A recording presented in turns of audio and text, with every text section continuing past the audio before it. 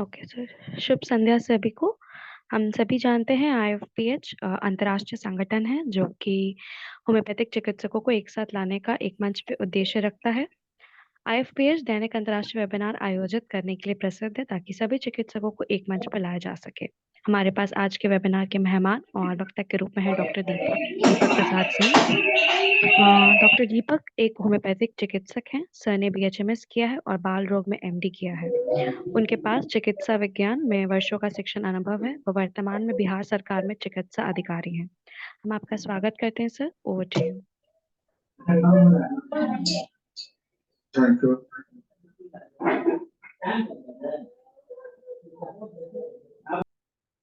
आप कुछ बोलिए डॉक्टर दीपक। यस सर, बोल रहे हैं सर। हाँ, शुरू कीजिए।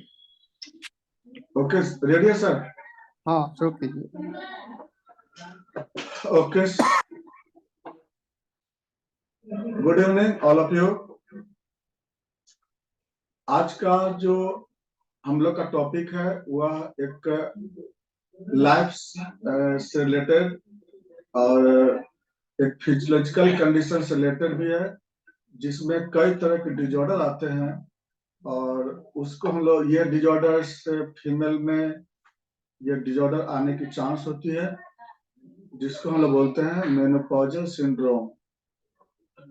तो आज हम लोग इसी पे बात करेंगे, मेनोपॉजल सिंड्रोम पे, क्योंकि यह मेनोपॉजल सिंड्रोम यह इतना कॉमनेस्ट होते जा रहा है आज के समय में।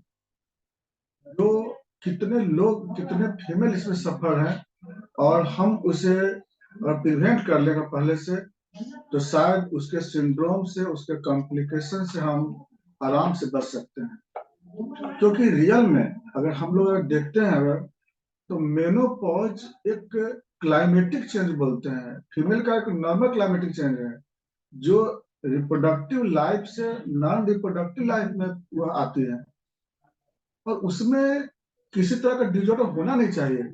जबकि आज के समय देख रहे हैं हम लोग कई तरह के डिजॉर्डर बॉडी में आ जाते हैं। मेनोपॉज पहले की अपेक्षा आज के समय में यह मेनोपॉज नहीं रहा, अब वो मेनोपॉज डिजीज में कन्वर्ट हो गई है।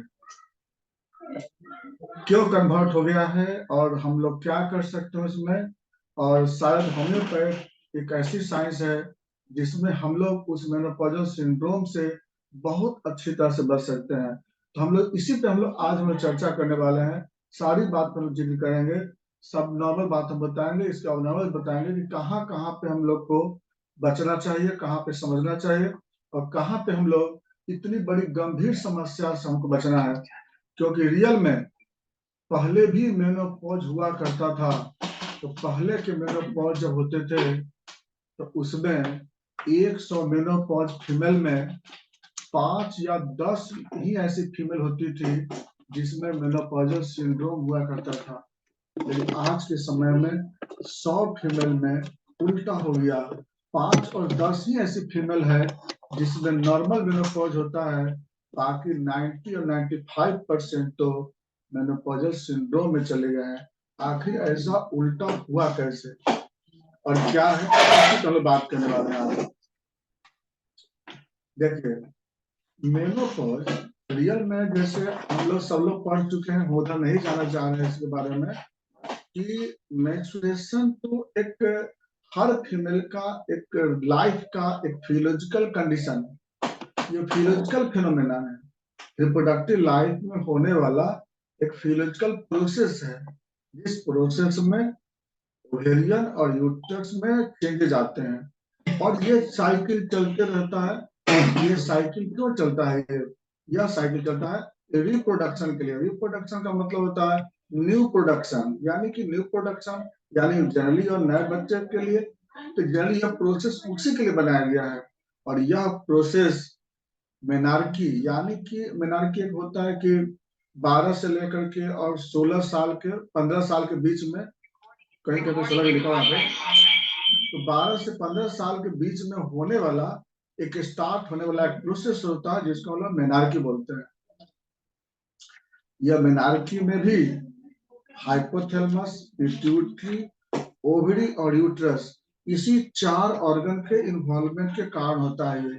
हाइपोथैलेमस से बनता है जीएनआरएच हार्मोन, वह एक्शन करता है पिट्यूटरी ग्लैंड पे, तो वहां से निकलता है एफएसएचएलएच, वह वहां से निकलता हार्मोन तो ओवरी पे एक्शन करता है, ओवरी से निकलता है एस्ट्रोजन प्रोजेस्टेरोन, वह हार्मोन आता है यूट्रस पे, तो यूट्रस पे आकर के इंडोमेट्रियम को बनाता है, और वह इंडोमेट्रियम एवरी मंथ बनते हैं इंडोमेट्रियम, और एवरी मंथ वो शेडिंग होता है।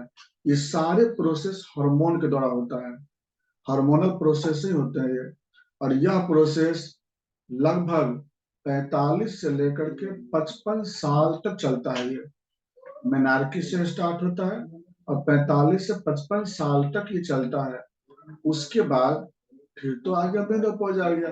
तो ये जो मेनोपॉज जो बना है ये कुछ वर्ड से, ग्रीक वर्ड से बना हुआ है, इसका आप सब लोग पढ़े होंगे। मेनोपॉज बोलते हैं, मेन मतलब होता है मेंस्ट्रुएशन, एवरी मंथ आने वाला एक साइकिल है।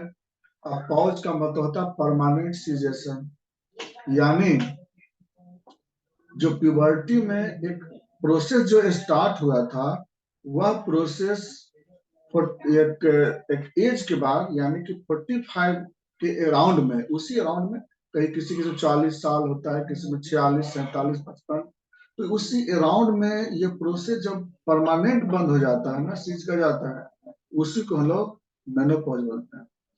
अभी हम एक बात बता रहे थे हम कि एंडोमेट्रियम का बनना और एंडोमेट्रियम का शेडिंग होना ये हर मंथ होता है, और इसके लिए रिस्पॉन्सिबल होता है हार्मोन। वह हार्मोन का नाम है एस्ट्रोजेन हार्मोन। यही तो मेन हार्मोन है जिसके कारण यह सब कॉम्प्लिकेशन आ जाता है इसमें। तो एस्ट्रोजेन हार्मोन के कारण ही ये यूट्रस के एंडोमेट्रियम में ये एंडोमेट्रियम बनता है, स्टेटम फंक्शनल लेयर जिसको बोलते हैं हम लोग। ये सब फिलोजी की बात है इसमें। और वह जो एस्ट्रोजन जो बनता है वो ओवरी से बनता है, ओवरी पे एक्शन करता है एफएसएच और एलएच एक्शन करता है। एफएसएच एफएसएच बोलते हैं फॉलिकल स्टिमुलेटिंग हार्मोन, जो कि ओवरी के फॉलिकल को स्टिमुलेट करता है। जब प्यूबर्टी स्टार्ट होता है तो हर महीने 10 से लेकर 16 फॉलिकल हर महीने स्टिमुलेट होता है। वो किसके द्वारा? एफएसएच के द्वारा। उसमें से एक फॉलिकल डोमिनेंट होते हैं, जिससे ओवा भी निकलता है और उससे हार्मोन भी निकलता है। यानी यह हार्मोन एफएसएच के द्वारा ही प्रोसेस होता है। एफएसएच का एक्शन फॉलिकल पे होता है। कब तक? मेनार्की से लेकर के और मेनोपॉज तक होता है। लेकिन एक ऐसा समय होता है 40 साल के बाद, 40 ईयर के बाद, कि एफएसएच का एक्शन धीरे धीरे फॉलिकल पे घटने लगता है। 40 साल के बाद धीरे धीरे एफएसएच का एक्शन फॉलिकल पे डिक्रीज होने लगता है। क्यों घटने लगता है? कि फॉलिकल पर कुछ प्रोटीन होते हैं, जो प्रोटीन एफएसएच को रिसीव करता है। लेकिन यही प्रोटीन धीरे धीरे खराब जो होने लगता है, धीरे उसका लाइफ तो समाप्त होता है ना, क्योंकि फॉलिकल बनता कब है? इंट्रायूट्राइन लाइफ से बनने लगता है, इसीलिए उसका लाइफ समाप्त होने लगता है। ये सबसे बड़ी बात होती है। तो जनरली 40 साल बाद होता क्या है कि उसका रिसेप्टर प्रोटीन जो होता है वो धीरे धीरे कमजोर होने लगता है। अब कमजोर होते होते एक दिन ऐसा होता है कि फॉलिकल रहते हुए भी, ये भी हम लोग को जानना चाहिए कि मेनोपॉज होने के बाद भी 10-10 हजार यानी 20,000 फॉलिकल, एक ओवरी से 10,000 यानी 20,000 फॉलिकल रहते हैं। ऐसा नहीं कि नहीं रहता फॉलिकल, और ऐसा नहीं कि एफएसएच नहीं निकलता है पिट्यूटरी ग्लैंड से। पिट्यूटरी ग्लैंड भी होता है, हाइपोथैलेमस भी रहता है, पिट्यूटरी ग्लैंड भी रहता है, ओवरी भी रहता है, फॉलिकल भी रहते हैं। बहुत माइंड लोग को माइंड में कंसेप्ट है कि शायद फॉलिकल नहीं रहता है। नहीं, सब कुछ रहता है। लेकिन होता क्या है ना, फॉलिकल पर जो प्रोटीन होता है एफएसएच को रिसीव करता, वही प्रोटीन नहीं, प्रोटीन धीरे धीरे समाप्त हो जाता है। किसी किसी फीमेल में 41 साल में ही प्रोटीन एब्सेंट हो जाते हैं। तो जब प्रोटीन एब्सेंट हो जाता है उसी समय से फॉलिकल बनना बंद। अब फॉलिकल बनेगा तभी तो ओवा बनेगा, और प्लस वहां से एस्ट्रोजन बनेगा। यहाँ तो फॉलिकल ही काम नहीं करेगा। तो इसीलिए बताया गया कि वो जो फॉलिकल पर जो प्रोटीन होता है ना, वो धीरे धीरे एब्सेंट होने लगते हैं। किसी किसी फीमेल में 50 साल तक प्रोटीन रहता है, एफएसएच का प्रोटीन, किसी किसी में 52-54 साल तक एफएसएच का प्रोटीन रहता है। तो वहां तक फॉलिकल बनते रहते हैं, वहां तक एस्ट्रोजन बनता है। तो सारी कहानी वहां पर कौन चीज का है? एफएसएच वहां पर फॉलिकल के प्रोटीन पे है। सबसे मेन दिक्कत वही तो होती है, क्योंकि हम ये कभी नहीं बोला जाता है ना कि फॉलिकल नहीं रहता है, ओवरी एट्रोफी हो जाता है, कुछ नहीं, सब कुछ रहता है। एक प्रोटीन सिर्फ वहां पे क्या होता है, कमजोर हो जाता है। अब बताते अब क्या होता है, जब एज जब अब 40 के बाद जब पार कर लेते हैं, प्रोटीन काम करना कम कर देता है, वहां पर एफएसएच का एक्शन फॉलिकल को होता नहीं है, फॉलिकल का मैच्योरेशन धीरे धीरे कम होने लगते हैं, कम होने के कारण एस्ट्रोजन भी वहां पर धीरे धीरे घटने लगेंगे।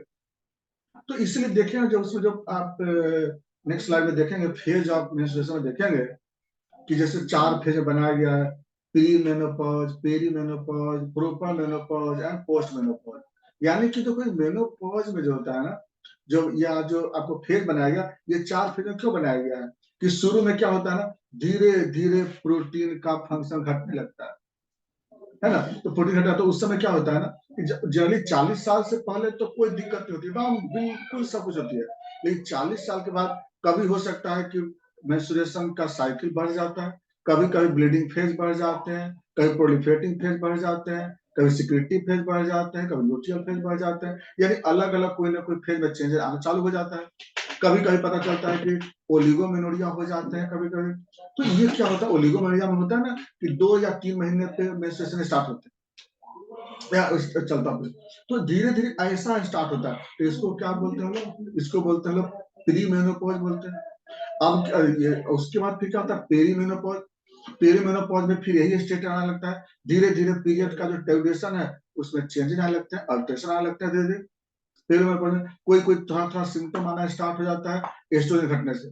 अब चूंकि हम यह बताएं इसके बारे में कि जब यहाँ मेनोपॉज जब स्टार्ट होते हैं, मेनोपॉज जब एस्ट्रोजन की कमी होने लगती है, तो एस्ट्रोजन की कमी होने के कारण कुछ कुछ सिम्टम, जो उसको सिम्टम नहीं बोलेंगे, हम उसको फिजियोलॉजिकल कंडीशन बोलते हैं, है ना। वो फिजियोलॉजिकल, तो ये क्या होता है ना कि जैसे ही एस्ट्रोजन का लेवल जब घटने लगता है, तो हमारे बॉडी में कुछ फिजियोलॉजिकल सिम्टम आने लगते हैं, फिजियोलॉजिकल सिम्टम बोलते हैं।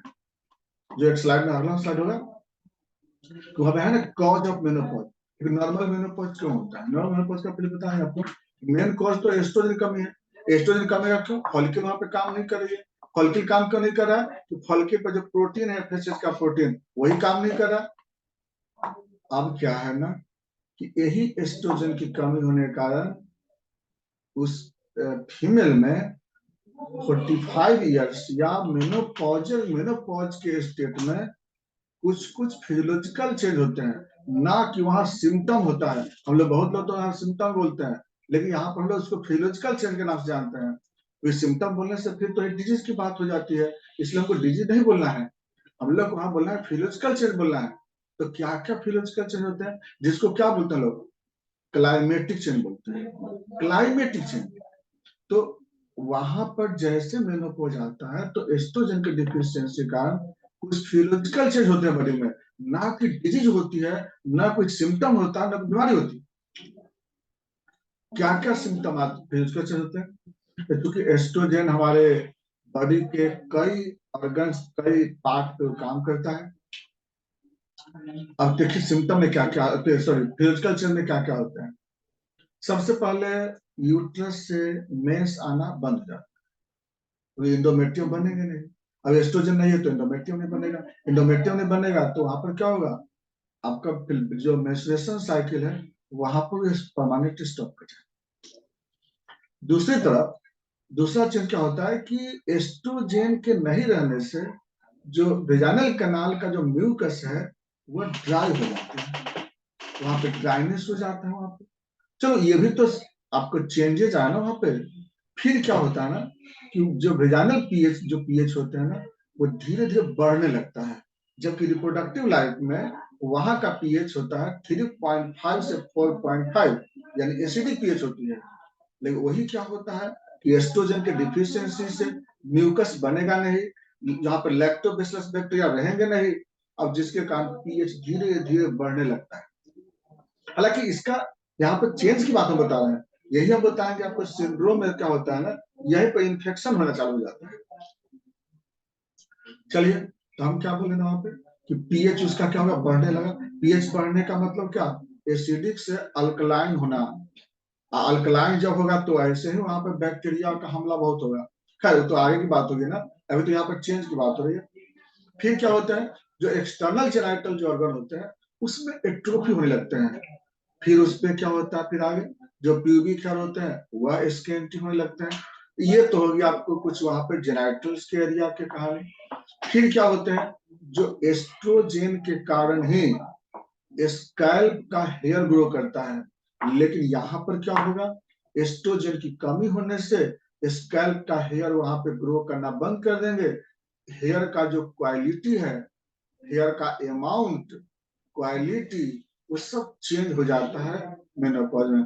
क्योंकि हेयर तो बनते तो एस्ट्रोजन से थे, एस्ट्रोजन यहाँ पे कमी हो गई। इसके बाद क्या होता है ना कि जैसे जो स्किन होते हैं, थोड़ा स्किन में रिंकल स्टार्ट हो जाती है।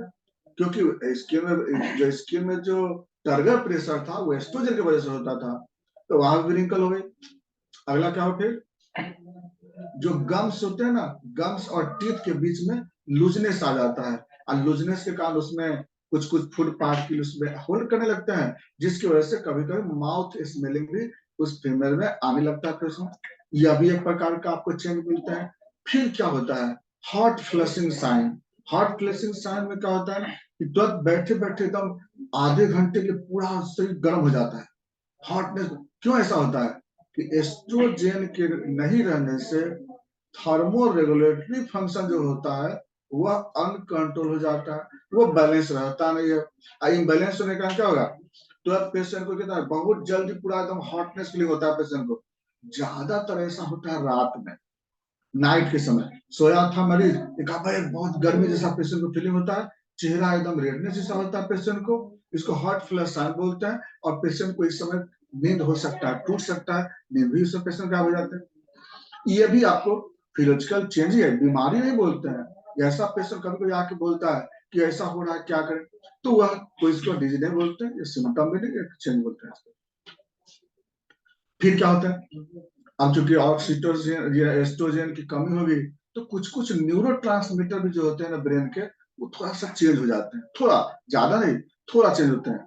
तो उसमें क्या होता है कि जो पर्सन होता है ना, ज्यादा अध्यात्म की तरफ थोड़ा सा चले जाते हैं उसमें, और थोड़ा ये सब थोड़ा सा हल्का हल्का चेंज मिलता है, ये फिजिकल चेंज मिलता है। तो जितना चेंज होता है, ये कोई बीमारी नहीं था, मेनोपॉज में इतना ही चेंज होती है। स्कैल्प स्किन स्कैल्प हेयर का चेंजेस, फिर उसके बाद थोड़ा सा गम्स का चेंजेस, स्किन का टर्गर प्रेशर का चेंजेस, स्वेट में, हाँ स्वेट में थोड़ा चेंज, अडर चेंज हो जाता है। जो स्वेट में जो अडर जो था, जो उसका स्मेल था, तो वो भी चेंज होता है। प्लस हाँ, ब्रेस्ट का जो लैक्टियल ग्लैंड होते हैं ना, वो एट्रोफी हो जाते हैं थोड़ा सा, तो उसके कारण वो भी, उसमें भी क्या होता है ना, एट्रोफी हो जाते हैं। और बाकी जाइटल बताएंगे आपको। ये सब क्या था, ये सब एक क्लाइमेटिक चेंज है फीमेल का, और इसमें कोई बीमारी नहीं है। और इतना चेंज अगर होकर रहता तो उस फीमेल की लाइफ 100 एबव होती। आपको ये मालूम होगा कि जिस जिस फीमेल में मेनोपॉज में इतना ही चेंज होकर रह जाता है ना, उस फीमेल का आप भी कभी सुने होंगे कि उसका उम्र 100 पार ही होता है, सेंचुरी जरूर करते हैं वो। किसी किसी सुने होंगे 105 साल, 110 साल, 115 साल। क्या इसका मतलब, वो लोग में सिंपल मेनोपॉज हुआ, उसमें कोई सिंड्रोम नहीं हुआ। चलिए, ये सब तो एक नॉर्मल बात थी, लेकिन अब हम लोग चलने जा रहे हैं मेनोपॉजल सिंड्रोम। यानी मेनोपॉज के बारे में बताया आपको हम कि मेनोपॉज तो एक लाइफ का एक फिजियोलॉजिकल कंडीशन है, ये तो एक चेंज है ना। अब पूरा अगर उम्र लेके चलिए तो सिर्फ 30 साल, पूरे 100 साल के, हमें बताते हैं, मान लीजिए चलो 90 साल की अगर किसी को लेके चलते हैं ना, तो 90 साल में 30 साल ही रिप्रोडक्टिव लाइफ होती है ना, बाकी 30 साल रिप्रोडक्टिव लाइफ। 15 साल अगर मान के चले तो आपको चिल्ड्रन का लाइफ हुआ, तो 15, 30, 45, अरे आधी जिंदगी उसकी बच जाती है अच्छे से जीने की। तो 15 साल हुआ शुरू का बच्चा का लाइफ, 15 साल से लेकर 45 साल या 30 साल हो गया उसका रिप्रोडक्टिव लाइफ। लेकिन 45 से 90 साल की बात करते हैं तो 45 साल तो उसका लाइफ नॉर्मल लाइफ होगी ना।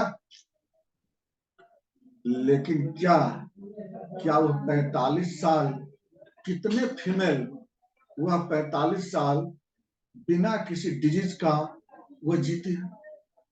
कितने फीमेल ऐसे हैं जीते हैं?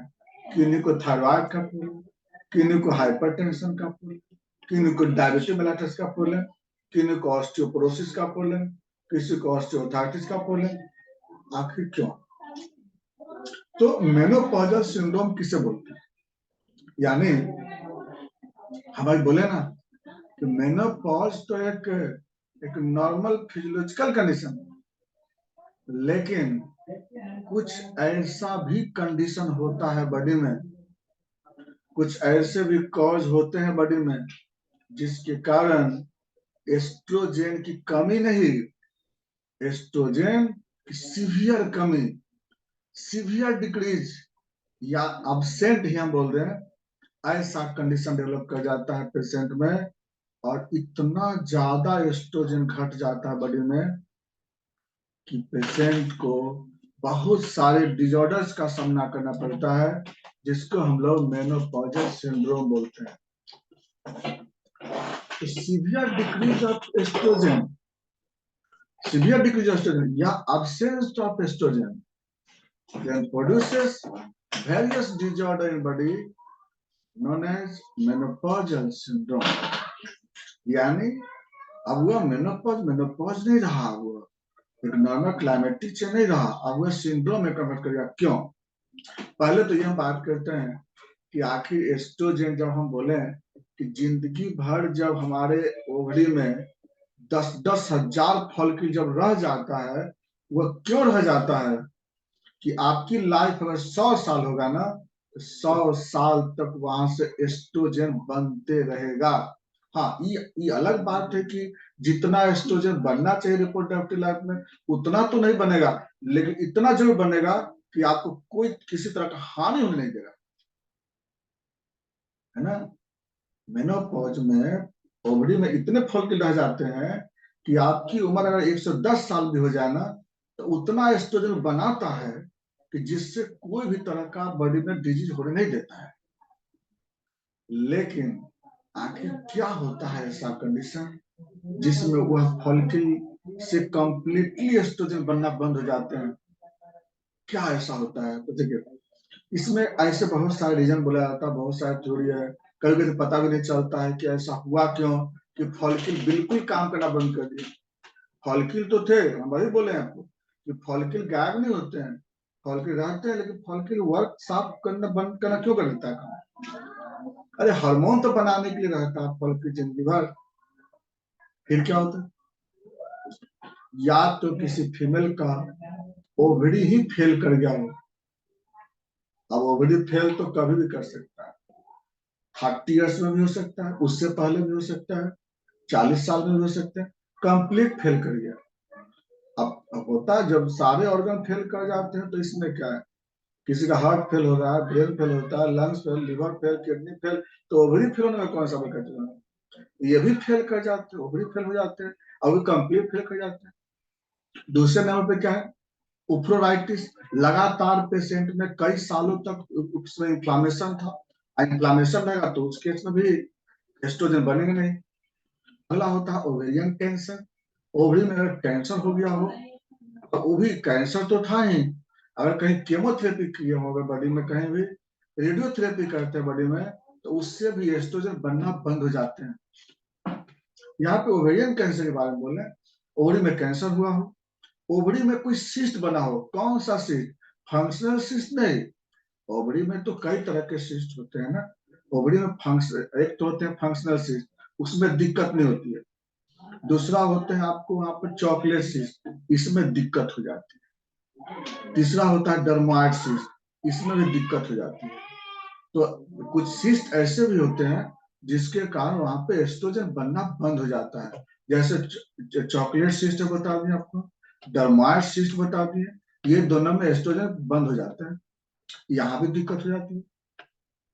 अगली पॉइंट, अगर आप रिप्रोडक्टिव लाइफ में अगर बहुत ज्यादा मेडिसिन का मिसयूज कर चुके हैं, कुछ ऐसे दवा होती है जिसका लोग मिसयूज ज्यादा करते हैं, जैसे मेफेप्रोस्टोन नाम का एक दवा होती है, एलोपैथ में दवा होता है मेफेप्रोस्टोन, मीजोप्रोस्टोन दवा होती है, ये सब दवा, या फिर लिवोनॉर्गेस्ट्रॉल जो कि ये क्या बोलते हैं, ये इमरजेंसी पीस में लोग यूज करते हैं, लिवोनॉर्गेस्ट्रॉल बोलते हैं, या फिर अगर लार्ज अमाउंट में मेफेप्रोस्टोन यूज करते हैं, वहां पर प्रेगनेंसी को टर्मिनेट करने के लिए यूज करते हैं।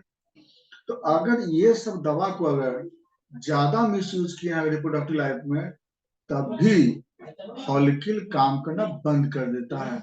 ये सब रिप्रोडक्टिव लाइफ में कभी भी इसको बिना बहुत ज्यादा जरूरत हो तब यूज करना चाहिए। और हाँ, कभी कभी एक यूज करते हैं, एलोपैथ में दवा होती है, नाम तो नहीं बोलना चाहिए, ऑनलाइन में हम लोग हैं, प्रिमालुटिन करके कोई दवा होती है, जो कि लोग मेंस्ट्रुएशन को सस्टेन करने की दवा देते हैं, मेंस्ट्रुएशन बढ़ाने की दवा देते हैं, कि हाँ कोई काम है, कोई फंक्शन है, तो चलो 2-4 पानी बढ़ा देते हैं। नेचुरल प्रोसेस को अगर बढ़ाएंगे अगर हम सपोज, तो वह तो बॉडी को तो हानि करेगा ही ना कभी ना कभी। तो उसके कारण भी क्या होता है ना, कि फॉलिकल का फंक्शन एक लाइफ में बंद हो जाता है। तो ऐसे बहुत सारे केस हैं, ऐसे छोटे छोटे बहुत सारे केस होते हैं जो कि रिप्रोडक्टिव लाइफ में हमें नहीं जानकारी होने के कारण हम उसको गलत तरीके से यूज कर लेते हैं, जिसको जानकारी देना चाहिए कि अभी तो आप यूज कर ले रहे हैं प्रेगनेंसी टर्मिनेट करने के लिए, मेंस्ट्रुएशन सस्टेन करने के लिए, प्रेगनेंसी रोकने के लिए, लेकिन आने वाले एक समय में हो सकता है कि मेनोपॉज नहीं बल्कि मेनोपॉजल सिंड्रोम में कन्वर्ट हो सकते हैं। इसलिए हमें कुछ ऐसे मेडिकेशन होती है जिसपे हम लोग को अवॉइड करवाना चाहिए, अवेयरनेस की जरूरत होती है, क्योंकि उस समय हम लेते हैं, बताइए 45 साल की जिंदगी जो मेनोपॉज के बाद होनी चाहिए था, वो कितनी दर्दनाक गुजरता है लोगों में, उससे तो हम बचेंगे कम से कम ना। तो खैर हम बता रहे थे आपको कि मेनोपॉजल सिंड्रोम में होने का रीजन क्या होता है। ये सब बहुत बड़ा रीजन होते हैं जिसके कारण एस्ट्रोजन कंप्लीट बंद हो जाते हैं। चलिए हम लोग थोड़ा स्टार्ट करते हैं, हम लोग वन बाय वन कर करके कौन कौन से कॉम्प्लिकेशन होते हैं, कौन कौन से डायग्नोसिस हैं, और कौन से हम लोग इसे कैसे प्रिवेंट कर सकते हैं या कैसे उसको ट्रीट कर सकते हैं। देखिए, हालांकि होम्योपैथ में तो प्रिवेंशन और ट्रीटमेंट लगभग तो एक ही जैसा काम करता है मेडिसिन से। हाँ, तो बताया था हम लोग कि इसमें सबसे पहले की बात करते हम लोग, नंबर 1 पे आता है जेनाइटल प्रोलैप्स। अब देखिए, जेनाइटल प्रोलैप्स यानी कि जो कुछ रिप्रोडक्टिव ऑर्गन के जो पार्ट होते हैं वह डिसेंड कर जाते हैं बर्थ कैनाल में। क्यों डिसेंड कर जाते हैं बर्थ कैनाल में, कौन कौन से हैं? सबसे पहले आपको वहां के जो यूट्रस होते हैं वह प्रोलैप्स कर सकते हैं, रेक्टोसिल हो सकते हैं, वेस्कोसिल हो सकते हैं। ये सब प्रोलैप्स के टाइप्स हैं। यूट्रस का डिसेंड हो जाना, या फिर रेक्टम का बर्थ कैनाल में डिसेंड हो जाना, या यूरिनरी ब्लैडर का फिर बर्थ कैनाल में डिसेंड हो जाना, ये सब क्या है? ये सब जेनाइटल प्रोलैप्स के ही तो टाइप है। क्यों हो जाता है जेनाइटल प्रोलैप्स? तो उसके पीछे रीजन है कि एस्ट्रोजन के कारण, एस्ट्रोजन की कमी होने के कारण पेल्विक के जितने भी पेल्विक फ्लोर के मसल थे, पेल्विक फ्लोर के मसल, पेल्विक फ्लोर के मसल जेनाइटल ऑर्गन को प्रोटेक्शन देता है, वही है जो कि उसको होल्ड करके रखे हुए है। लेकिन जैसे एस्ट्रोजन की सीवियर कमी होगी, ये जितने मसल्स होते हैं जेनाइटल फ्लोर के, सारे मसल्स कमजोर हो जाते हैं, लिगामेंट सब कमजोर हो जाते हैं, मसल्स कमजोर हो जाते हैं। और अब जो भी जेनाइटल के ऑर्गन है, अब्डोमिनल प्रेशर तो लगता ही है उस पे। अब अब्डोमिनल प्रेशर पड़ रहा है, नीचे में प्रोटेक्शन के जो साधन थे वह कमजोर हो गए। जैसे कमजोर होगा, जो जेनाइटल ऑर्गन वहां पे प्रोलैप्स कर जाएंगे। अब अलग अलग जैसे जैसे जैसे प्रोलैप्स होगा अलग अलग सिम्टम भी मिलते हैं, तो उधर हम नहीं जाने चाहे, बहुत लंबी हो जाएगी बात वगैरह। अब ये क्यों हुआ बता दिया आपको कि मसल्स वीक हो जाता है, कि मसल को स्ट्रॉन्ग करता है एस्ट्रोजन, सारी कहानी तो वहीं से आती है। तो इसके लिए क्या है ना कि अगर पेशेंट को पहले से ही अगर हम कुछ ऐसे प्रोटेक्टिव मेडिसिन अगर देते हैं, या प्रोलैप्स के बाद तो खैर तो हम ऐसे ही मेडिसिन एक दो लिख दिए हैं, क्योंकि हमारे बहुत सारे सीनियर यहाँ बैठे हुए हैं वेबिनार में। अब हम उनके सामने इसके बारे में तो जिक्र नहीं कर सकते कौन कौन मेडिसिन में आ रही है, लेकिन जो कुछ दवा ऐसी उसमें होती है जो जेनिटल प्रोलैप्स को बचा भी सकते हैं, और हो भी गया है ना, तब भी उसको हम लोग क्या कर सकते हैं, उसको हम लोग मेडिसिन दे सकते हैं। तो डायग्नोसिस कैसे करते हैं, इसको जेनिटल प्रोलैप्स हो रहा है तो पेशेंट को हम लोग या तो मैनुअल डायग्नोसिस कर सकते हैं स्टैंडिंग पोजीशन में, या कोल्पोस्कोपी करते हैं, या एक और भी होता है ट्रांसवेजाइनल सोनोग्राफी करते हैं। हो सकता है कुछ प्रिंट होने में कुछ छूट गया हो, तो वह आप इसको सुन लेंगे कि जेनिटल प्रोलैप्स अगर हुआ है तो उसको हम डायग्नोसिस कैसे कैसे करेंगे। 3 तरीके से कर सकते हैं। एक तो पेशेंट को स्टैंडिंग पोजीशन में रख करके मैनुअल देख सकते हैं। दूसरा होता है पेशेंट को कफ रिफ्लक्स से देख सकते हैं। तीसरे नंबर पे हम बताएं कोल्पोस्कोपी से देख सकते हैं। और फिर हम लोग ट्रांसवेजाइनल सोनोग्राफी के द्वारा भी हम उसको देख सकते हैं। और उसके बाद पेशेंट को हम लोग बोलते हैं कि अगर बचना है तो एक एक्सरसाइज होता है, कीजल एक्सरसाइज बोलते हैं, फिजियोथेरेपी का एक पार्ट हुआ। कीजल एक्सरसाइज करने से मसल्स में स्ट्रेंथ आती है। साथ में पेशेंट को बोलते हैं सॉरी ये कुछ होम्योपैथ मेडिसिन जैसे रूटा है, रूटा जी है, फिर उसके बाद आपको ये सीपिया है, ये सब ग्रुप के कुछ मेडिसिन है जिसको कि आप वहां पे दे सकते हैं। अगर थोड़ा प्रोलैप्स है तो आराम से ठीक हो जाती है कीजल एक्सरसाइज और होम्योपैथ मेडिसिन से। ज्यादा प्रोलैप्स अगर हो गया है, जैसे 2-3 डिग्री क्रॉस कर गया सपोज, उसका डिग्री होता है, सब नहीं बताएंगे इसमें, तो अगर डिग्री क्रॉस कर जाता है तो थोड़ा सा ये सब दवा से मुश्किल हो जाती है। एक तो हो गया मेरा ये। दूसरा कॉम्प्लिकेशन, दूसरा होता है जेनाइटल इन्फेक्शन। अब बताइए उस पेशेंट को जेनाइटल इन्फेक्शन या प्लूराइटिस वल्वा ये खूब होने लगते हैं, क्यों होते हैं? तो अब देखिए होता क्या है कि आपसे तो हम बोले कि जेनाइटल ऑर्गन का जो पीएच है, जो वेजाइनल का जो पीएच होता है ना, थोड़ा बढ़ता है, यानी 3.5 से 4.5 तो नॉर्मल होता है ना, मेनोपॉज में हो जाता है वो 6.5 से लेकर 7.5। इतना में दिक्कत नहीं होती, इतना में दिक्कत नहीं होता। अगर 7.5 तक भी रहता ना तो उसमें जल्दी इन्फेक्शन नहीं होते। होता क्या है ना कि एस्ट्रोजन के बहुत कमी होने के कारण अब भेजाना तो पूरा ड्राई हो गया, वहां पे म्यूकस तो बनेगा नहीं वहां पे। अब क्या होगा वहां पे? अब इसके कारण क्या होता है कि पीएच उसका बहुत बढ़ जाता है, यानी कि 8, 8.5, 9 तक पीएच पहुंच जाते हैं। अब जिसके कारण क्या होता है, वहां इचिंग भी स्टार्ट हो जाते हैं, और साथ साथ वहां पे बैक्टीरिया का इन्फेक्शन हो जाता है। अब इन्फेक्शन हो गया तो अब उसके बाद तो अब बहुत तरह के और भी डिजीज आ सकते हैं। अब इसको पता लगाने के लिए क्या कर सकते हैं, तो इसके लिए आप तो या तो यूरिन कल्चर करा सकते हैं, या फिर जेनिटल स्वाब का कल्चर करा करके आप देख सकते हैं, या फिर अगर WBC जांच करा के देख सकते हैं। इन्फेक्शन रहेगा तो TLC बढ़ रहेगा, DLC में न्यूट्रोफिलिया मिलता है। इसके लिए दवाई में तो हमको वहां पर लिखा हुआ है, जैसे आप फेरम फॉस है, ये तो बेस्ट मेडिसिन है। एक तो बैक्टीरिया को ग्रोथ होने से रोकता है। फेरम फॉस तो एक तरह से इम्यूनिटी का भी काम करता है ना, एक तरह से वैक्सीन का भी काम करता है, एक तरह से एंटीबायोटिक का काम करता है, एक बैक्टीरिया ग्रोथ होने से रोका वहां पे। दूसरा, अगर मान लीजिए ग्रोथ हो गया तो फिर हम लोग बाकी जैसे थूजा है या और भी हम लोग कुछ ऐसा मेडिसिन हम लोग दे सकते हैं पेशेंट। तीसरे नंबर पे आता है, तीसरा कॉम्प्लिकेशन है मेनोपॉज में, वह है यूरिनरी इनकंटिनेंस। यूरिनरी इनकंटिनेंस या इसको हम लोग स्ट्रेस यूरिनरी इनकंटिनेंस बोलते हैं हम लोग। इसमें होता क्या है कि जैसे फीमेल यूरेथ्रा का लेंथ तो 3.5 सेंटीमीटर के होते हैं, वही 3.5 सेंटीमीटर, लेकिन उसको स्ट्रॉन्ग करके रखता है वहां के मसल्स, यूरेथ्रल मसल्स उसको स्ट्रॉन्ग रखते हैं। अब देखिए अब यहाँ पे एस्ट्रोजन की कमी हो गई, मसल्स वहां पे कमजोर हो गए हैं। जहां अब तो क्या होगा, जो स्फिंक्टर होते हैं यूरेथ्रा के वो कमजोर हो जाते हैं। जहां कमजोर होगा यूरेथ्रा का स्फिंक्टर, अब क्या होगा पेशेंट में, जरा सा कफिंग करने पर, या कस के हंसने पर, लाफिंग करने पर, या झुक जाने पर, या कोई भी ऐसा अगर एक्टिविटी करते हैं जिसे जहां प्रेशर लगेगा तो यूरिन कुछ ना कुछ बाहर हो जाते हैं, या फिर यूरिन वहां पर होल्ड नहीं हो पाते हैं। ऐसा कंडीशन को बोलते हैं हम लोग स्ट्रेस यूरिनरी इनकंटिनेंस बोलते हैं।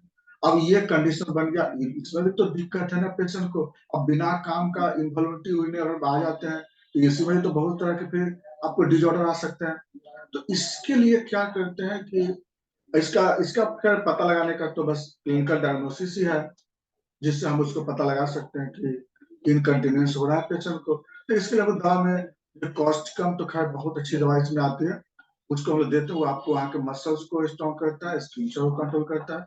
और उसके बाद फिर हम लोग क्रियोजोटम भी है, प्लस और भी वहाँ पर मेडिसिन है जो कि हम लोग वहाँ पर अप्लाई कर सकते हैं, दे सकते हैं। नेक्स्ट कॉम्प्लिकेशन, अगला कॉम्प्लिकेशन है हाइपरटेंशन, है ना?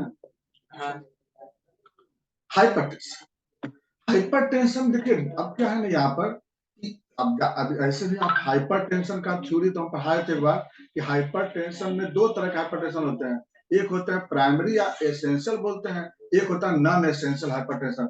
इस पेशेंट को नॉन एसेंशियल हाइपरटेंशन होता है। नॉन एसेंशियल का मतलब होता है कि जिस हाइपरटेंशन का रिलेशन उसके जेनेटिक से नहीं हो, है ना? तो यह हाइपरटेंशन जो होता है ना मेनोपॉज में, वो जेनेटिकल नहीं होती है, ये भी याद रखना हम लोग को है। क्योंकि मेनोपॉज में जो हाइपरटेंशन होता है, बीपी बढ़ता है, जिससे नॉट जेनेटिकल, वो आपको होता है कौन चीज का, उसको हम बोलते हैं नॉन एसेंशियल हाइपरटेंशन। क्यों होता है? तो अब यहाँ पर दिक्कत क्या होती है कि लिपिड का अमाउंट बढ़ जाता है, कोलेस्ट्रॉल का अमाउंट बढ़ जाता है। तो होता क्या है कि एस्ट्रोजेन ये तो लिपिड को कैटाबोलाइज करता है नॉर्मल ना, नॉर्मल में एस्ट्रोजेन लिपिड को कैटाबोलाइज करके बाइल साल्ट में कन्वर्ट करके बॉडी से बाहर निकालता है। यह मेरा एस्ट्रोजेन का फंक्शन कि कोलेस्ट्रॉल को लीवर में लाकर कैटाबोलाइज करके बाइल साल्ट बनाकर स्टूल से बाहर करता है। लेकिन यहाँ एस्ट्रोजन की जब ज्यादा कमी हो जाएगी, कोलेस्ट्रॉल का लेवल बढ़ने लगेगा, और जहां एलडीएल कोलेस्ट्रॉल बढ़ा, एलडीएल से होना चालू हो गया एथेरोस्क्लेरोसिस, और जहां एथेरोस्क्लेरोसिस होने लगा, आर्टरी का लुमेन का एरिया घटने लगेंगे और ब्लड प्रेशर यहाँ पे बढ़ने लगता है, और यह हाइपरटेंशन होता है। इसलिए मेनोपॉज में आने के बाद जब बीपी हम लोग को बार बार चेक करते रहना चाहिए, भी ब्लड प्रेशर चेक करते रहना है, लिपिड प्रोफाइल जांच करते रहना है, कोलेस्ट्रॉल एलडीएल वगैरह बढ़ना नहीं चाहिए पेशेंट को, ये जांच कराते हैं, वो देखते रहते हैं। और अगर किसी फीमेल में अगर ये ब्लड प्रेशर बढ़ रहा हो, अगर कोलेस्ट्रॉल बढ़ रहा हो, तो यहाँ ब्लड प्रेशर की डायरेक्ट दवा को नहीं देना है। हम लोग कभी कभी ये गलती कर लेते हैं कि यहाँ पेशेंट का देखे ब्लड प्रेशर बढ़ा हुआ, दे दे रोल्फिया और देना चालू कर देते हैं, नहीं देना है। हमको मेन वहां पर कोलेस्ट्रॉल पे काम करना है, कोलेस्ट्रॉल को घटाना है।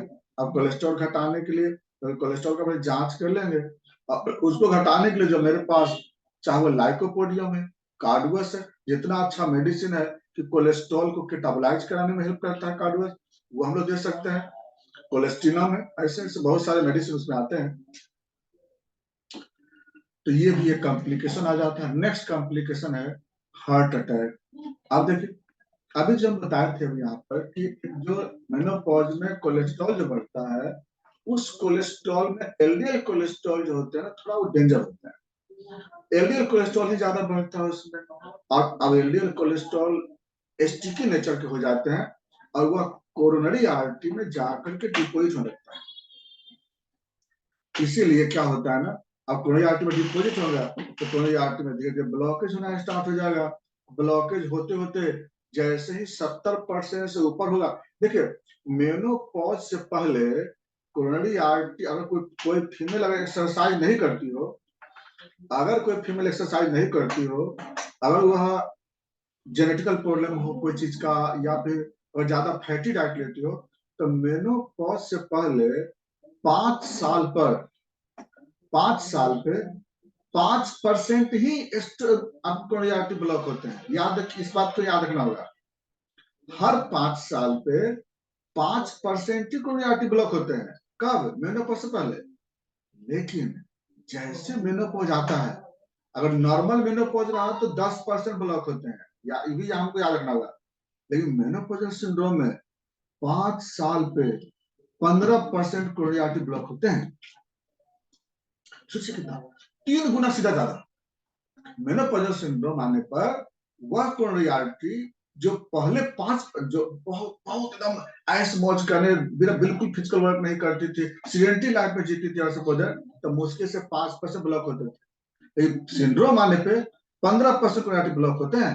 अब सोचिए 10 साल होते 30% ब्लॉक, 15 साल हुआ तो 45% ब्लॉक, और अगर 20 साल हुआ तो 60%। कितना? 45 और 20 65 साल, 65 साल में सीधे कितना ब्लॉक है?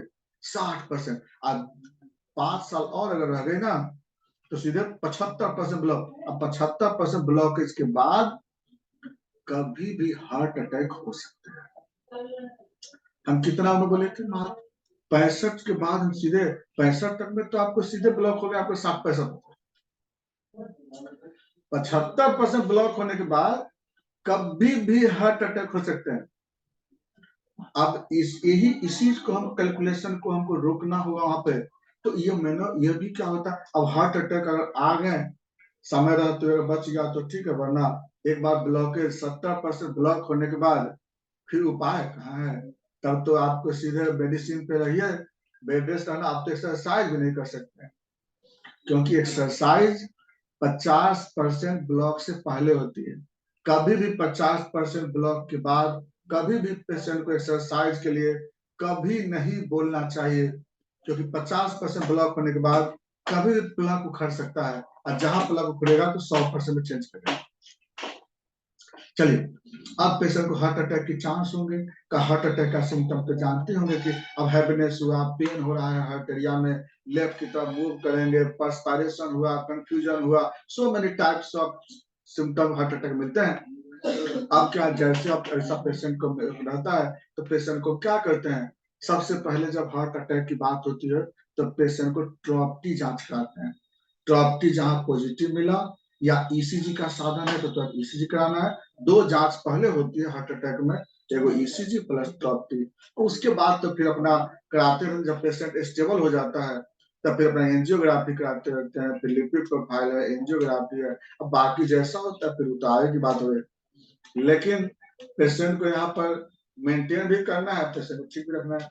तो इसके लिए हम लोग को जो मेडिसिन है, जैसे अब लैकेसिस है, डिजिटैलिस है, रूटा, ये फिर कैक्टस जी है, क्रेटेगस है, अर्जुना है, बहुत सारे मेडिसिन होते हैं। उधर तो नहीं बताया इसमें लोग। कंडीशन के अनुसार फिर वहां पे दवाई दी जाती है कि अगर मान लीजिए अटैक हुआ है तो लोकल हाइपोकानेसिया हुए हैं या ग्लोबल हाइपोकानेसिया हुए हैं। अगर लोकल हाइपोकानेसिया होते हैं तो वहां पे कैक्टस जी का यूज करते हैं। ग्लोबल हाइपोकानेसिया हो गए हैं तो डिजिटलिस का यूज करते हैं, क्योंकि डिपेंड करता है कि अटैक जो हुआ है तो किस पार्ट पे हाइपोकानेसिया हुआ है, कितना हाइपोकानेसिया हुए हैं, इसके अनुसार फिर मेडिसिन को वहां पर सेलेक्ट करते हैं। चलिए, अब हम लोग आते हैं, ये तो कंप्लीट हो गए। नेक्स्ट कॉम्प्लिकेशन आते हैं हम लोग बोन पर। बोन पे 2 कॉम्प्लिकेशन होते हैं, एक होता है ऑस्टियोपोरोसिस, एक होता है ऑस्टियोआर्थराइटिस। चलिए, ऑस्टियोपोरोसिस में क्या होता है ना कि चलिए देखिए, चूंकि एस्ट्रोजन का बहुत अच्छा फंक्शन क्या है कि बोन में कैल्शियम को मिनरलाइज करवाता है, कैल्शियम को मिनरलाइज करवाता है। अब क्या है, क्या इसके वजह से ही तो मिनरलाइजेशन होते हैं जहां पर मैट्रिक्स बनता है बोन में। अब क्या होगा, मेनोपॉज, अब एस्ट्रोजन पूरा कमी हो गई, अब वहां पे कैल्शियम का मिनरलाइजेशन होगा नहीं मैट्रिक्स में, तो धीरे धीरे क्या होगा वहां पर कि जहां पर ऑस्टियोब्लास्टिक एक्टिविटी होती है ना, जहां पर मैट्रिक्स बनता है वहां पर धीरे धीरे वहां से कैल्शियम हटने लगेंगे। कैल्शियम हटने लगेगा तो बोन के बीच में क्या हो जाएगा, पोर फॉर्मेशन हो जाएंगे, जिसको हम क्या बोलते हैं, ऑस्टियोपोरोसिस। तो ऑस्टियोपोरोसिस ये भी एक मेनोपॉज में होते हैं, बहुत ज्यादा सीवियर होते हैं।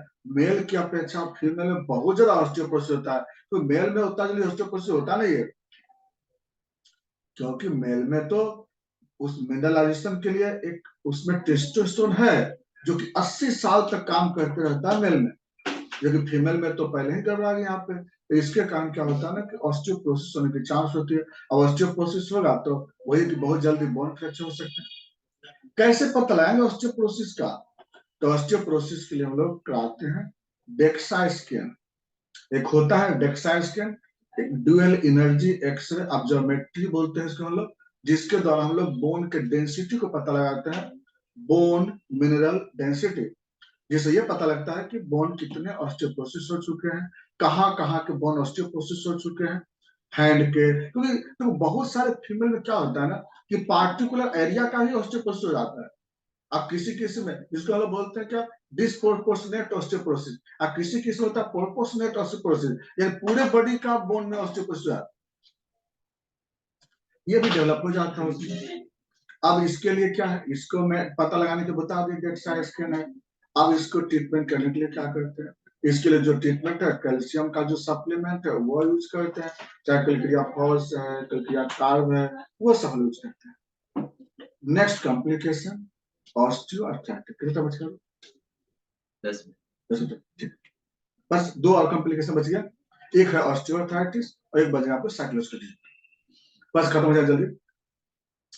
ऑस्टियोआर्थराइटिस, ऑस्टियोआर्थराइटिस में क्या होता है यहाँ पे ना कि मैंने ऑस्टियोआर्थराइटिस तो ओल्ड एज का एक कॉमन डिजॉर्डर है, सारे लोगों में होता है जॉइंट में।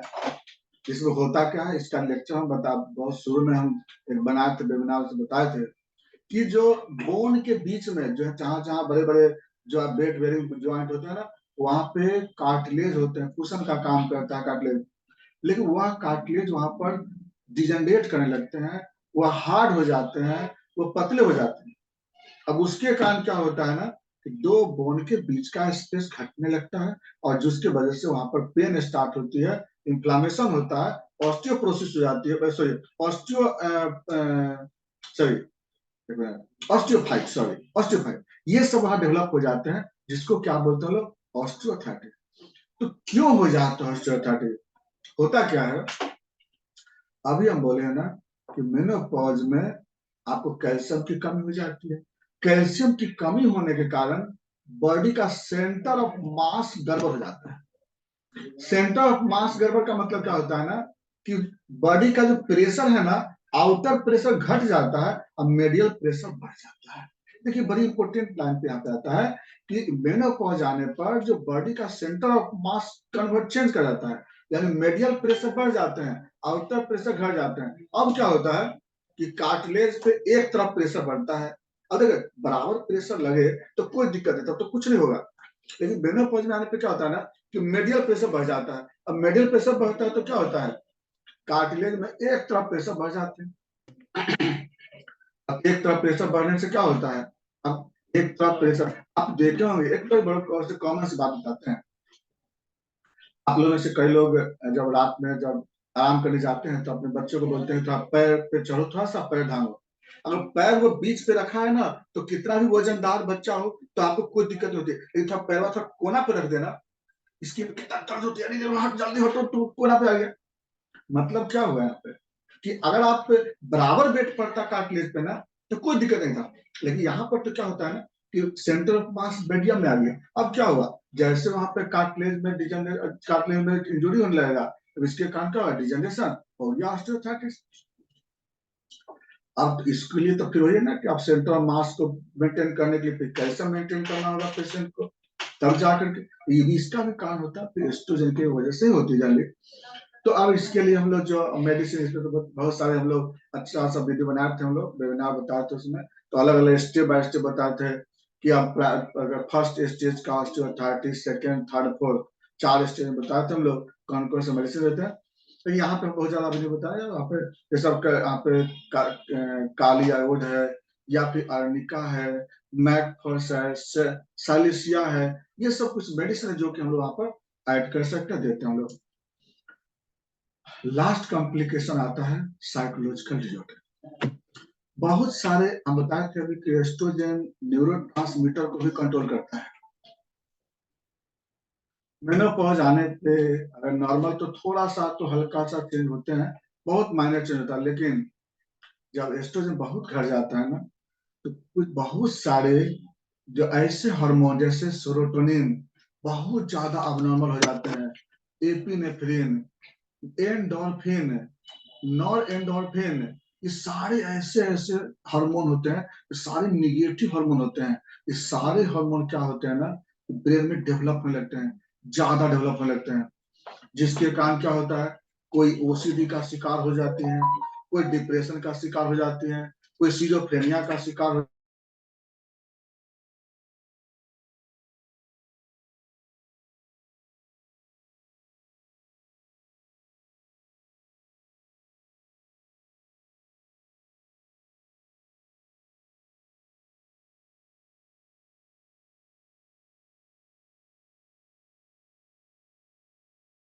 दीपक जी आपका आवाज नहीं है। दीपक जी आप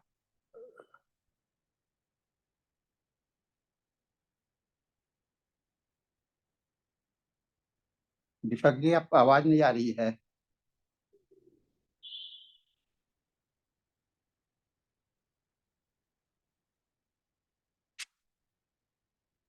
डॉक्टर दीपक जी अभी लगता है डिस्कनेक्ट हो गए।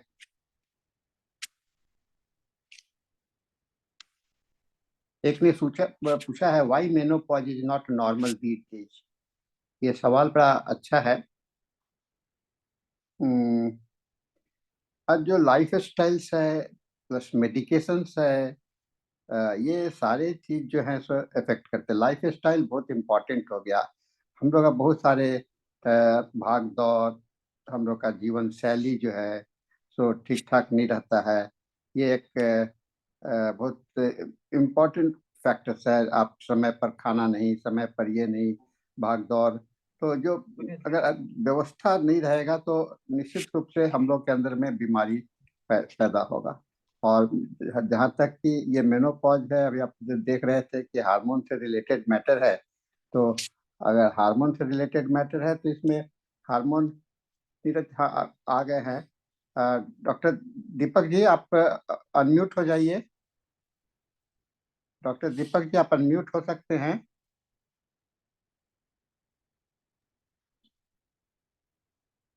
डॉक्टर दीपक जी हाँ बोलिए। हाँ बोलिए, आवाज नहीं था। आप शुरू कीजिए। डॉक्टर दीपक बोलिए सर।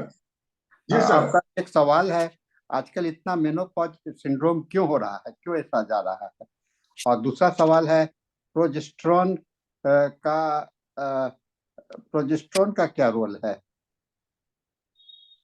हाँ सर, सबसे पहला सवाल है कि आजकल मेनोपॉजल सिंड्रोम ज्यादा क्यों हो रही है। ये बताइए इसके बारे में कि सबसे बड़ा इसका जो है वह है डाइट। डाइट जो होता है हम लोग सही ढंग से ले नहीं पाते हैं। वेजिटेबल्स जितना हमको लेना चाहिए वो ले नहीं पा रहे हम लोग। फ्रूट कितना लेना चाहिए वो भी नहीं ले पा रहे हैं। और जो हम लोग फास्ट फूड पे ज्यादा ध्यान देते हैं। ये फास्ट फूड है, कम स्ट्रेसफुल लाइफ है, बिजी लाइफ है, लेस एक्सरसाइज है, योगा नहीं होना, मेडिटेशन नहीं होना, अपने अपने बॉडी पे एक्सरसाइज के लिए चाहे हेल्दी रखने के लिए समय देना, ये सब चीज नहीं हो पाती है। अब प्लस जो बताएं कि कई तरह के abnormal मेडिसिन जो हम यूज करते हैं, जो हम बता दिए इसके बारे में बताए थे कि रिप्रोडक्टिव लाइफ में चाहे वो एवर्सन से हो या मेंस्ट्रुएशन सस्टेंडर, इतना ज्यादा जंक यूज लोग हो रहे हैं। ये सब बहुत बड़ा कारण हो गया है मेनोपॉज का। दूसरा कारण है प्रोजेस्टेरोन के बारे में बोले हैं, तो प्रोजेस्टेरोन का यहाँ पे कोई रोल ज्यादा नहीं है मेनोपॉज में। तो प्रोजेस्टेरोन जनरली प्रेगनेंसी हार्मोन होता है, तो प्रेगनेंसी के लिए वो काम करते हैं प्रोजेस्टेरोन। बहुत अच्छा प्रेजेंटेशन है दीपक जी। अब अपना यस पीपीटी सर। को हटवा लीजिए। Yes sir. पीपीटी को आप हटा लीजिए। बताइए। जी सर। इसमें होम्योपैथिक दवा का भी आपने रोल बताया है। और जहाँ तक जी है, अब हम लोग सभी होम्योपैथ हैं, यहाँ पर समझते हैं कि जी। इसमें कॉन्स्टिट्यूशनल और प्लस सिम्टोमेटिक और थेराप्यूटिक के कई तरीके हैं। अपने अपने तरीके से लोग इस्तेमाल करते हैं। और कॉन्स्टिट्यूशनल है, कहीं कहीं पर माइमेटिक रोल्स भी प्ले करता है। तो इन सभी चीज़ों को ध्यान में रखते हुए हम लोग ट्रीटमेंट करते हैं। डॉक्टर दीपक जी का हमेशा प्रेजेंटेशन बहुत ही अच्छा हुआ करता है। ये बहुत बताते हैं, नया नया सब्जेक्ट को लेकर के आते हैं। इसके साथ ही आने वाले समय में फिर मैं दीपक जी को कहूंगा कि आप आइए और फिर से एक नया प्रेजेंटेशन को लेकर के हम लोग के साथ में आइए। डॉक्टर दीपमाला जी, डॉक्टर दीपमाला जी आप हैं? हाँ यस आप, सर। हाँ आप सेशन को क्लोज कर सकती हैं। एक चॉकलेट एक सवाल है, एक सवाल का जवाब दे दीजिए दीपक जी। चॉकलेट सिस्ट का ट्रीटमेंट होम्योपैथी में क्या है? डॉक्टर दीपक जी। जी सर। जी सर। जी सर। चॉकलेट सिस्ट को, यस, चॉकलेट सिस्ट को हम लोग एक तरह से इंडोमेट्रियोसिस भी बोलते हैं। और ये चॉकलेट सीट मैक्सिमम सबसे ज्यादा ओवरी पे डेवलप होता है, और इसके लिए ज्यादातर हम लोग कॉन्स्टिट्यूशनल दवा ज्यादा चूज करते हैं, जिसमें अगर हम लोग, मेरा जो एक्सपीरियंस है उसमें सीपिया सबसे ज्यादा पेशेंट हम लोग देखे हैं यूज हुआ है, और दूसरे नंबर पल्सेटिला, और तीसरा पे एपिसमेल, और चौथा सल्फर। ये 4 मेडिसिन का हम देखे हैं कि चॉकलेट सीट पे बहुत अच्छा रोल मिला है, और लगभग पेशेंट को देखे हैं सारे मरीज जो एलोपैथ में बोले का ऑपरेशन होगा, लेकिन यहाँ पे हम लोग ठीक कर चुके हैं।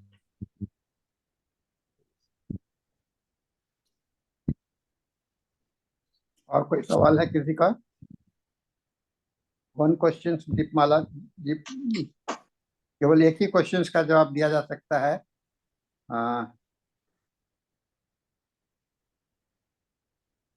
सर जी मेरी आवाज नहीं आ रही है। हाँ, आपकी आवाज आ रही है। हेलो, ये आवाज आ रही है। आप सुन रहे हैं, बोलिए। सर आवाज नहीं आ रही है।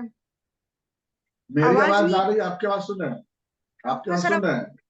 आइए सर, आपने अभी सिजोफ्रेनिया और डिप्रेशन का जो आपने बताया, अर्ली मेनोपॉजल सिंड्रोम ये बताया, क्या ये लेट मेनोपॉजल सिंड्रोम में भी ये सिम्टम्स दिखेंगे? लेट मेजर, देखिए लेट मेनोपॉजल सिंड्रोम में भी मिलते हैं। अर्ली में थोड़ा क्या होता है तो ज्यादा सिम्टम मिलते हैं, लेकिन लेट वाले में थोड़ा कम सिम्टम मिलते हैं।